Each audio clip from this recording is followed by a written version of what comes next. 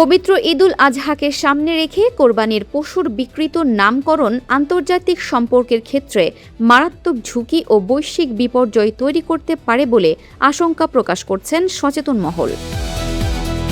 ক্ষণিকের সস্তা প্রচারণা ও অধিক দামে পশু বিক্রির লোভে কিছু অসাধু খামারি পশুর হাটে অবলা গরুর নাম রাখছেন ডোনাল্ড ট্রাম্প, নরেন্দ্র মোদী কিংবা নেতানিয়াহুর মতো বিশ্ব নেতাদের নামে।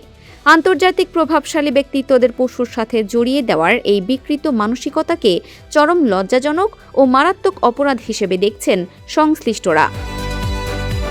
বর্তমান ডিজিটাল যুগে এই ধরনের আপত্তিকর ছবি ও ভিডিও নিমিষেই সামাজিক যোগাযোগ মাধ্যমে বিশ্ব জুড়ে ছড়িয়ে পড়ছে।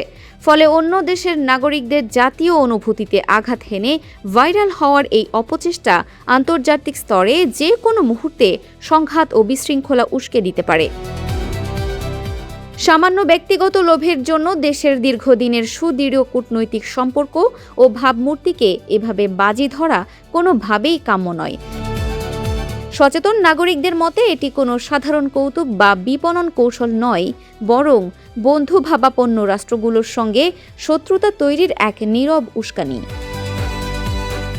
ভিন্ন দেশের প্রতি এই স্পষ্ট অবমাননা আন্তর্জাতিক মহলে বাংলাদেশকে চরমভাবে বিব্রত করছে। তাই নিজের স্বার্থের জন্য বিশ্ব নেতাদের নাম ব্যবহার করা ব্যক্তিদের এখনই কঠোরভাবে দমন করা প্রয়োজন। দেশের সার্বভৌমত্ব ও আন্তর্জাতিক সম্মান রক্ষা করতে এই অপসংস্কৃতি এখনই থামাতে হবে। এই জ্ঞানহীন কর্মের সাথে জড়িত খামারি ও বিক্রেতাদের দ্রুত চিহ্নিত করে দৃষ্টান্তমূলক শাস্তির আওতায় আনা এখন সময়ের দাবি। Arefin Farha, news desk, Dinajpur TV.